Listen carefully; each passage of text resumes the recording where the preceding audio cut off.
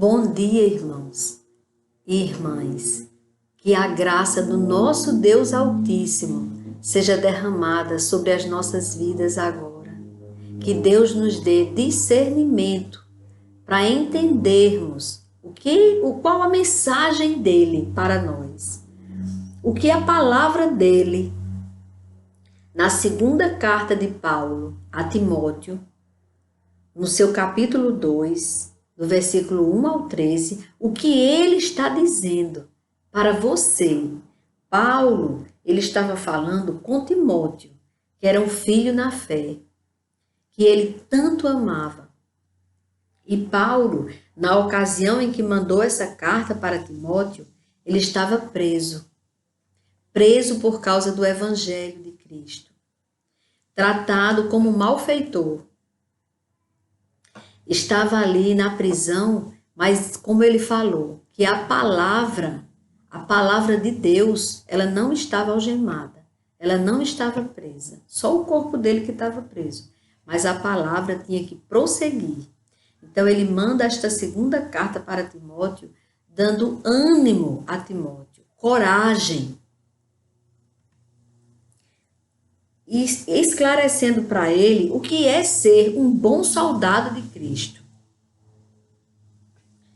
Então, o título diz, o bom soldado de Cristo. Paulo disse, quanto a você, meu filho, fortifique-se na graça que há em Cristo Jesus.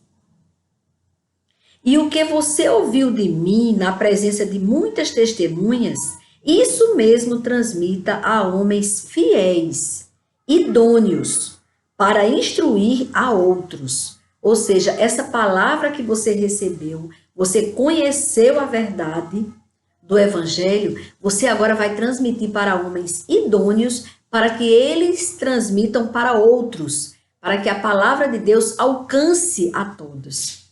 Este é o objetivo que ele está falando aqui dando a orientação a Timóteo para que ele transmita esta palavra para homens fiéis, idôneos, para que estes instruam a outros homens.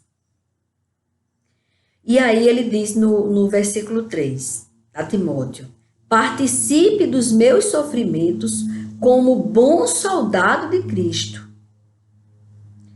Nenhum soldado em serviço se envolve em negócios desta vida, porque o seu objetivo é agradar aquele que o recrutou. Aqui ele está exortando Timóteo. Ele está dizendo por quê? Porque ele está preso, ele tinha sido abandonado pelos cristãos que estavam ali em Roma, que quando passavam ali, eles eram da Ásia, os cristãos, de Éfeso, e quando eles passaram em Roma, onde sabiam que Paulo estava preso, eles não deram a menor assistência, eles o abandonaram. Então aqui ele está instruindo Timóteo a não agir de forma alguma assim. Por quê? Porque ele esclarece que ele não deve se ocupar com as coisas aqui da terra, as coisas do dia a dia, de uma forma que ele se desligue, ele deixe de fazer aquilo que ele foi chamado por Deus. Ele foi chamado para pregar o evangelho. Timóteo, ali é da igreja de Timóteo, ele está instruindo para que Timóteo, ele não tenha vergonha do evangelho. E ele está dizendo a Timóteo que Timóteo, no lugar de olhar para as ameaças, porque assim, Paulo estava preso. E quando é preso aquele que ensinou a ele, Timóteo, que já estava com uma igreja, que estava pastoreando uma igreja, Timóteo teme pela vida dele. Então, no momento que ele está preocupado com as coisas deste mundo, ele está preocupado de ser preso, de perder a sua igreja, de deixar de pastorear. O que Paulo está dizendo aqui, que ele tenha cuidado para essa preocupação da terra, do mundo, das coisas do dia a dia, das ameaças e tudo, ela não venha atingir a fé de Timóteo e o propósito de atender como um bom soldado aquilo que ele foi recrutado, ele foi chamado para isto. Então, que ele não perdesse o foco, porque muitas vezes nós perdemos o foco. Quando estamos diante de uma situação favorável, está tudo muito bem, aí tudo bem. Mas quando estamos sofrendo pandemias, ameaça de que vai, até da fome, do país não suportar o peso da crise e não sei o que mais lá, essas coisas que estão dizendo, a gente tem que lembrar, não perder o foco. Nós cremos num Deus que tudo pode. Eu conheço uma pastora que ela sempre usa essa frase. Pastora Jane. Ela diz muito isso. Nós cremos no Deus que tudo pode. Então, com esta certeza que nós temos, que o nosso Deus tudo pode, nós não podemos nos desviar do caminho que leva para a vida eterna, por causa de toda essa confusão, de toda essa crise. Pelo contrário, aí nós devemos caminhar, olhando para o alto e de joelhos. Aí nós vamos vencer, sim. Nós vamos conseguir. E nós vamos, além de vencer todo este vendaval, toda esta crise, nós vamos ter uma vida plena com Deus aqui na terra, servindo a Deus, sendo o bom soldado de Cristo, sem esquecer do propósito maior, agradar aquele que te recrutou, aquele que te chamou para a vida eterna, agradar a Ele. E é isso que Paulo está dizendo aqui. É assim também que nós devemos fazer. Pensar em agradar primeiramente a Deus. E que nada venha nos tirar desse foco, do propósito de servir a Deus. Aí ele diz, igualmente o atleta não é coroado se não competir segundo as regras. Não pode fugir dos mandamentos da lei de Deus. Ah, mas é porque a situação apertou ali e agora eu vou fazer isso e aquilo, coisas ilegais. Não. Lembre-se disso aqui. Você precisa andar segundo a vontade de Deus, os mandamentos daquele que te recrutou para a vida eterna. Tirou você da morte eterna, do risco de você caminhar, você ali estava caminhando para a morte eterna e ele te recrutou, te tirou dali para te levar para a vida. Mas você, durante esse tempo, você tem que recrutar outras pessoas, você tem que ser usado, se permitir, ser usado por Deus para trazer outras pessoas para a vida eterna. E sem perder o foco e sem fugir das regras, dos mandamentos da lei de Deus. O lavrador que trabalha deve ser o primeiro a participar dos frutos. Aqui Paulo está dizendo, tudo isso que você está sofrendo nesse trabalho, nessa labuta, mas você vai receber os frutos disso. E ele diz que é o primeiro a participar dos frutos.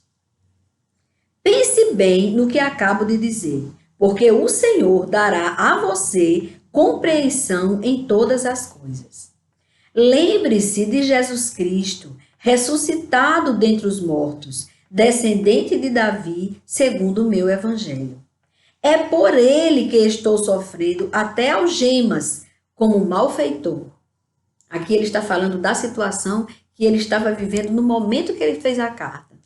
Ele estava preso como malfeitor por causa do evangelho, da palavra da vida eterna.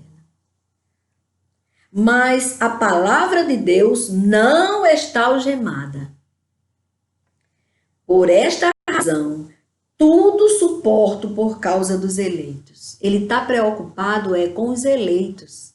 Ele está preocupado com o seu próximo, que ele já falou, que a palavra foi alcançada, que chegou naquela pessoa e que ele não quer que aquela pessoa se perca se ele voltasse atrás. Porque para Paulo, bastava ele negar Jesus. Bastava ele dizer, não, eu estava mentindo. Eu não vi Jesus naquele dia que eu caí do cavalo. Não, não aconteceu nada. Aí ele voltava a ter o poder que ele tinha na terra, ia ser aplaudido pelos que não confiavam em Jesus, ia sair da prisão e ia dar tudo certo. mas ele estava sofrendo as algemas pensando naquele povo que ele já tinha falado sobre Jesus. E aqui ele estava dando bom testemunho de não negar, mesmo preso, mesmo algemado, mas ele estava ali fiel, fiel àquele que é fiel para conosco, que é grande em fidelidade, em amor. Então ele estava preocupado, era em aquelas pessoas como hoje, essas pessoas que ele estava preocupado naquele tempo, são as pessoas que foram trazendo a palavra com fidelidade até nós. Por isso que hoje nós cremos em Jesus, porque veio essa mensagem até nós. Um dia chegou para nós esta mensagem. E nós não podemos, não devemos jamais permitir que ela pare em nós. Essa palavra tem que seguir para muitas outras pessoas, para muitas outras vidas. Por isso que eu peço, irmãos, compartilhem esta palavra. Passe esta palavra. Se você não tem tempo de ouvir totalmente naquele momento, mas você sabe que alguém precisa de ouvir a palavra de Deus, compartilhe essa palavra. É muito importante. Se você não quiser perder de ouvir esta palavra todos os dias, se inscreva. Se inscreva no canal Despertar com Cristo. Neste canal, se isso vier no seu coração o desejo, só faça se realmente chegar em você o desejo de todos os dias você encontrar. Durante o dia, não vai ter um momento que você vai encontrar Despertar com Cristo. Aí você vai, clica nele, ouve e repasse para outras pessoas, para que essa palavra não pare em você. Ela não pode parar em mim. Por isso que eu estou levando ela para você receber essa palavra e ser renovado por Deus. Passar a ser fiel àquele que é fiel ao ponto. Ele é tão fiel, nosso Deus, que ele se entregou por nós. Morte de cruz. Uma morte humilhante, a morte que é mais humilhante, a morte de cruz. Nela vinha todo um ritual terrível. Foi um sofrimento muito grande a cruz do Calvário, por fidelidade a você. Jesus poderia ter dito, não, eu não vou, eu não quero mais morrer na cruz. E primeiro que Deus avisou a ele, ele sabia. Ele sabia o que vinha para ele. Mas ele aceitou a morte de cruz por fidelidade. Sejamos fiéis. E aqui, sejamos fiéis nisso também, de passar para outras pessoas esta palavra. Quando você receber uma mensagem, uma pregação de um pastor, alguém que você saiba que realmente é um pastor que prega arrependimento de pecado, transformação de vida, que não fala que você vai ficar podre de rico e que você deve determinar o que você quer receber de Deus, como que Deus seja um servo seu. Então, quando esse pastor que você sabe, você ouve a palavra e sabe que ele está pregando o evangelho genuíno, a morte de Jesus como preço pelo seu pecado. Aí, quando ele estiver falando isso, você passe para outras pessoas. Eu gosto muito de fazer isso quando eu ouço uma boa pregação. Porque, irmãos, tem muitos pastores comprometidos com Deus, fiéis a Deus. Então, vamos honrá-los. Vamos também ouvir aquela palavra e passar esta palavra para outras pessoas. E aqueles que não são pastores de verdade, que são falsos profetas, que ficam pregando para você, que você simplesmente, Jesus já morreu na cruz, já pagou o preço, pode bagunçar porque ele já pagou o preço. Quando chegar lá, a conta está paga. Não é assim. Ou então, que se você entregar a sua vida a Jesus, no lugar de dizer se você entregar a sua vida a Jesus, dizer a verdade que tem na Bíblia. Você terá uma vida eterna. Se você entregar a sua vida a Jesus e se arrepender dos seus pecados, e você não voltar a pecar, e quando o pecado bater na sua porta, você rejeitá-lo, você terá uma vida eterna. Não, ele disse, se você entregar a sua vida a Jesus, não sei que Jesus é esse que ele diz, que vai ter que dar. Não é coisinha de brincadeira, não. Você entrega a sua vida a Jesus, mas ele se torna seu servo e aí ele vai te dar carro novo, casa boa, tudo de bom, saúde, muita saúde todo o tempo, sem nenhuma provação, não tem provação nesse que ele prega, não tem, e dá tudo certo, é prosperidade total. Esses pastores, prestem atenção, eles estão bem calados agora, na crise, porque Deus é quem está fechando a boca do falso profeta. Eu louvo a Deus porque o evangelho do Senhor, agora sim, em nome de Jesus, eu creio que esse evangelho agora vai ser pregado com fidelidade, porque nós estamos pregando o evangelho de um Deus único, do Deus fiel, com todo o entendimento da fidelidade que você tiver, ele é mais fiel. Ele é mais fiel. Então aqui, ele diz que por esta razão que ele estava algemado, tudo suporto por causa dos eleitos, para que também eles obtenham a salvação que está em Cristo Jesus com glória eterna. Glória eterna que tem para nós. Fiel é esta palavra. 2 pontos. Se já morremos com ele, também viveremos com ele. O que é o morrer? O que é esse morrer que ele está falando? É justamente a renúncia do pecado. É justamente a renúncia do orgulho próprio, da vaidade, de amar mais um cargo que tenha ou uma posição social do que ao Senhor que lhe deu a vida, o cargo e a posição social. Isso é o morrer. É você dizer, você quer, o seu lado, o seu ego vai dizer que você valorize aquilo. Mas na hora que você se permite, que aquilo que você achava tão importante, aquele pecado que sem ele você não ia mais respirar, aquele cargo já não é mais tão importante. Quando você conseguir entender isso, aí você vai entender que aquela sua parte, carne, que ia te levar para a morte, simplesmente ela, a carne, foi que morreu. Mas o teu espírito foi vivificado pelo Espírito Santo de Deus. Esse é o morrer. Essa morte que Paulo está falando aqui.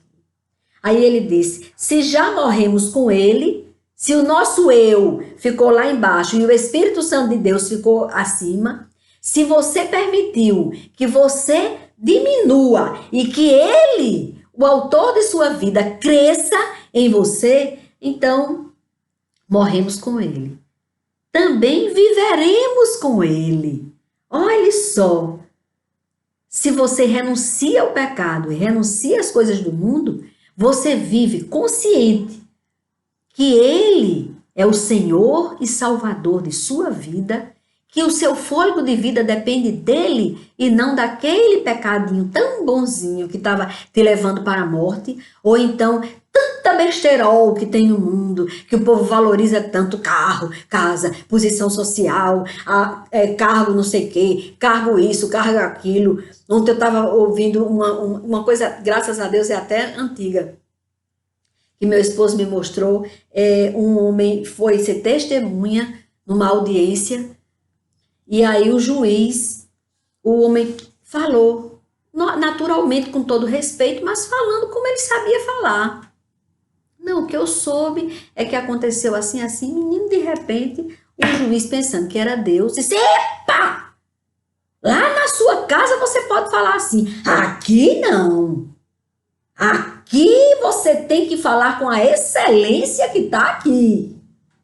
Mas olha, foi uma coisa tão ridícula, tão horrível, tão triste. Com certeza, esse juiz não estudou a Bíblia, não conhece a verdade.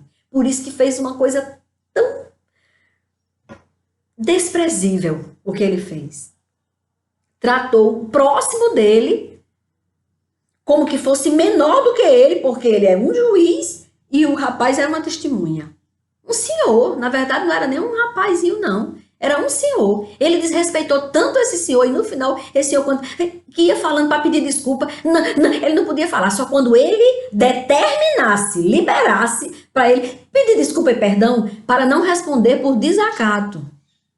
Pasmem. Ele ainda ameaça isso no final. Esse juizinho.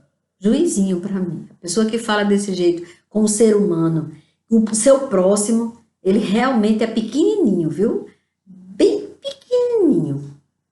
Aí ele, ainda no final, ainda ameaçou a testemunha de que ele ia responder pelo crime de desacato. Ali fala, que aí ia ser algemado.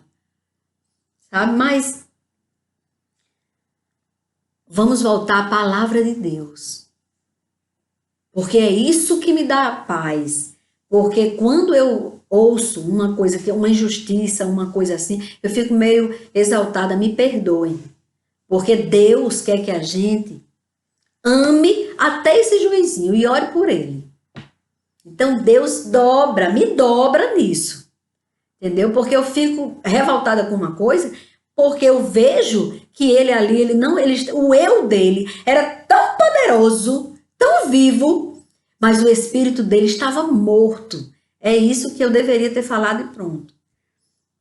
Aí ele diz: se perseverarmos, também com ele reinaremos. Então, se perseverarmos na fé até o fim, enfrentando tudo que aparecer, todo vendaval, tudo isso que está acontecendo na terra, em todas as nações, se a gente perseverar com Deus no coração da gente, não abrir mão da comunhão verdadeira e fiel com Deus, nós reinaremos com Ele.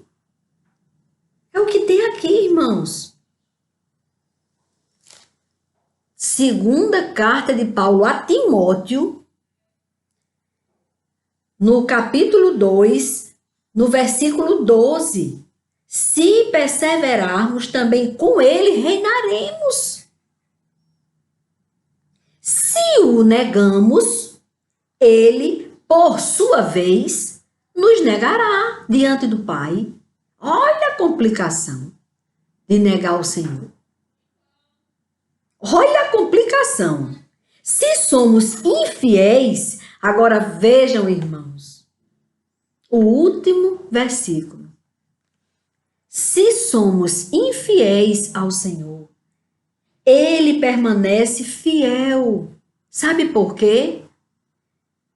Pois de maneira nenhuma Ele pode negar a si mesmo. Ele é a própria fidelidade. Ele é a própria fidelidade. Então, se nós somos infiéis, Ele permanece fiel. Graças a Deus por isso. Porque aí no momento em que nós despertamos do sono profundo, da ilusão do mundo e acordamos para a verdade, que é Deus, Criador dos céus e da terra, e o seu Filho Jesus Cristo, que está à sua direita, intercedendo por nós agora. Que coisa tremenda. Essa consciência, vocês imaginem, irmãos, a importância desta consciência. Se aquele que permanece firme em tudo isso que nós estamos passando, nós vamos reinar com ele na glória. Eu quero só um lugarzinho ali, sabe, na sombra do pé de Jesus na glória, que eu já vou estar muito realizada, muito feliz, irmãos. Porque ele é imenso, ele é muito grande. E o amor dele, irmãos, o amor do Senhor é imensurável. Não tem como você dizer, você dimensionar, você dizer assim, peraí, é grande tanto quanto, fazer uma comparação. O universo, o amor de Deus não tem limite. Todo o universo foi feito por ele e para ele, irmãos. Nós somos dele e voltamos para ele. Nós dependemos dele, irmãos. Agora, irmãos, uma coisa muito importante. Lembramos disso, que o Senhor permanece fiel. Então, aquele que se tornou em algum momento de sua vida infiel a Deus, quando se arrepender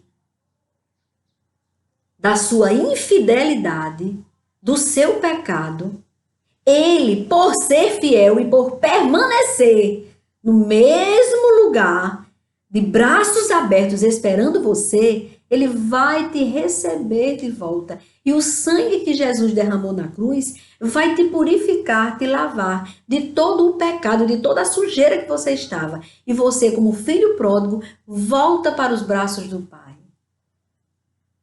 E volta a ter uma vida plena com Deus aqui na terra e uma vida eterna com Ele no céu. Na morada eterna, no lugar que Jesus Cristo disse. Na casa do meu Pai há muitas moradas. Se assim não fosse, eu vos teria dito, eu vou preparar-vos um lugar. O Senhor Jesus foi preparar um lugar para nós. Nós não podemos esquecer disso, que o Senhor é fiel, Deus é fiel. Deus é fiel, sejamos fiéis a Ele. Para que tenhamos hoje uma vida tranquila neste mundo tenebroso. Neste mundo tenebroso. E outra coisa, irmãos, ontem eu lembrei disso. Que quando Deus falou comigo para iniciar este canal, para abrir este canal do Senhor para vocês,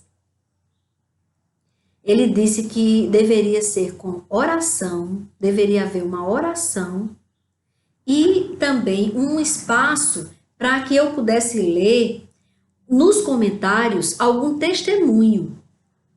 Então, vocês podem pedir oração aí nos comentários, vocês pedem oração e no outro dia, se você não quiser que seja divulgada a oração, pode dizer que não quer que seja divulgada. Eu só vou orar de forma generalizada. E se você quiser que seja divulgado, nós oramos e pedimos que os outros que estão inscritos também orem por você. E aí, quando Deus te conceder a dádiva, a graça, você dizer no comentário para que eu possa também trazer esta palavra para os irmãos, dizendo que você fez aquele pedido de oração e Deus te atendeu, para que outras pessoas que estão sem esperança passem a ter esperança, irmãos. A esperança, irmãos, em Cristo Jesus. A esperança nele, porque é uma esperança válida, porque o Senhor é fiel para cumprir aquilo que nós precisamos, porque Ele é misericordioso. Não é porque Ele é o nosso servo e aí vai ter que fazer aquilo que a gente está pedindo, não. É porque nós estamos implorando ao Pai que pela misericórdia dEle, ela nos alcance essa misericórdia e Ele atenda ao nosso clamor.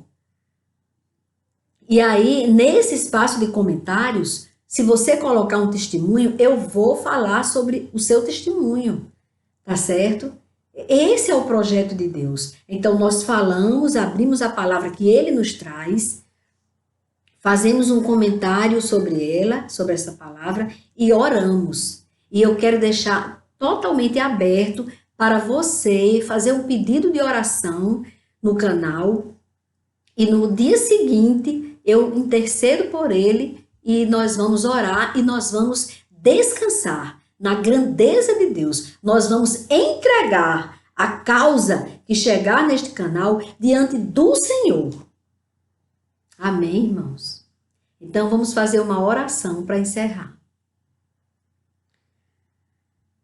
Amado Deus e Pai, nós estamos mais uma vez, Senhor, diante de Ti, para vos clamar, Senhor, a Tua bênção sobre toda a terra, sobre todo o universo. Pai, nós sabemos que foi o Senhor que nos fez, que nos formou.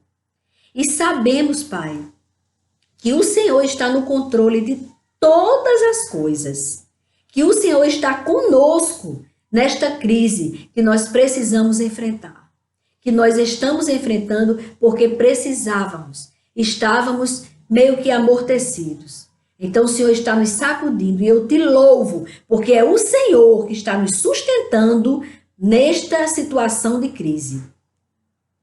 Pedimos, ó Pai, por todas as pessoas que estão enfermas nos hospitais, quer seja com este vírus, quer seja, Pai, com qualquer enfermidade, porque o Senhor é o médico dos médicos, pois nós consagramos toda a terra, céus e mar, e todos os seres viventes que há na terra em tuas mãos. E de uma forma especial, todas as pessoas que estão enfermas, em tuas mãos, ó Pai, pedindo e clamando, Pai, que o Senhor derrame o seu bálsamo de cura, que o Senhor restabeleça a saúde das pessoas que estão agora nos hospitais, as pessoas que estão enfermas também, Pai, nos corredores, Pai, dos hospitais. Seja com elas, Paizinho. Chegue ali e derrame sobre elas a tua graça, o teu favor, a tua cura. Seja, meu Deus, com todos os enfermos que estão em casa, se recuperando, se tratando, que o Senhor esteja com eles. Todas as pessoas que estejam, Pai, enfermas, em qualquer lugar de todo o planeta Terra que é teu. Nós somos teus. Sabemos, Pai, que a vida que há em nós, o fôlego de vida que há em nós, a ti pertence. E o Senhor nos recolhe no seu tempo. No momento certo, o Senhor nos recolhe. Eu te peço, meu Deus, que a tua vontade, que é boa, perfeita e agradável, se cumpra em nossas vidas. Que a tua vontade seja feita. Que se o Senhor assim o permitir, que nós tenhamos mais muitos anos de vida para a frente, mas que seja debaixo da tua vontade, conforme o teu querer e vivendo segundo os teus planos, que são maravilhosos, muito maiores que os nossos planos. As nossas vidas, Pai, eu consagro agora nas tuas mãos. E tudo isso que eu te pedi foi no nome do teu Filho, o Cristo que morreu por nós. Jesus Cristo, que morreu por nós. É no nome dele que eu te peço e já vos agradeço. Amém, Senhor. Amém. Amém, irmão.